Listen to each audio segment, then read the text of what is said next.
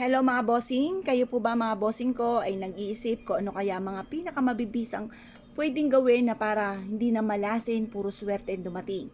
Ako po ay may share sa inyo mga bossing. Basta, naniniwala kayo sa ganitong mga pamamaraan, walang imposible, kaya po natin yan mga bossing. Ano po ba itong aking sinasabing ito? Ito pa mga bossing ko, ang kapangyarihan ng tubig at itlog mga bossing. Proven na maswerte basta't may 100% kang paniniwala sa ganitong mga pamamaraan. Ngayon po mga bossing, ang gagawin lang po natin, isulat nyo po sa itlog ang lahat ng mga pinapangarap po ninyo. Halimbawa po mga bossing, magkaroon ako ng malaking pera or kaya magkaroon ako ng milyones mga bossing. Ganun lang po ang pag-wish po mga bossing. Ngayon pa mga bossing, susulat po natin ang nais natin. Halimbawa ito, kagaya po nito, iset aside po muna natin to mga bossing. Halimbawa ito, 1 million. Ayan. Sulat po natin, 1 million. Yan. Yan mga bossing. Or kaya, isulat din po natin dito, magkakaroon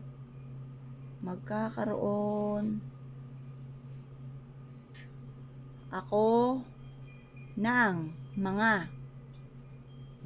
number 1, negosyo na dito na ako yayaman. Yan, positive lang. Magkakatotoo po yan mga bossing. Pagtapos, number 2, magkakaroon ako ng malaking bahay. Tapos, number 3, wish po dito, halimbawa naman, may karamdaman kayo, gagaling na ako sa aking karamdaman. Gagaling na ako sa aking karamdaman. Yan. Pagkatapos, wish na lahat ang gusto po ninyo mga bossing. Pagtapos na po kayo mag-wish, sulat nyo dyan ang inyong pangalan. Sulat ko dito, Apple Pagyo. Tapos, pirma. Yan. Pagkatapos po niyan mga bossing, edi yan na. Yan, may pagkapasmado po ako mga bossing. Tapos, sulat po natin dito, lubos-lubosin natin, wala naman itong bayad. Isulat ang inyo pong tinatayaan. Bawa, tinatayaan ko, favorite ko, 7, 5, 8, 41, 7, 5, 8, 41. Numero ng mister kong ang edad niya, 43.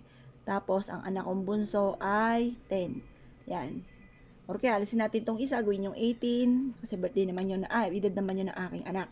Ngayon pa mga bossing, sabihin niyo po dito sa taas, mananalo ako ng jackpot. Yan po mga bossing.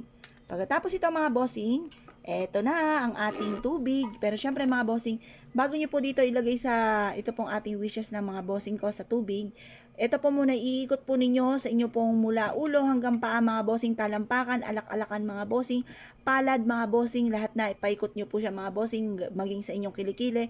Sabihin nyo, lahat ng ito ay matutupad, lahat ng mga kamalasan nyo ay mawawala na. At pagkatapos, taran! Ilagay nyo po siya mga bossing ko sa tubig. Ito pa mga bossing ko ay may kakayahan na mag-grant lahat ang mga wishes po ninyo mga bossing.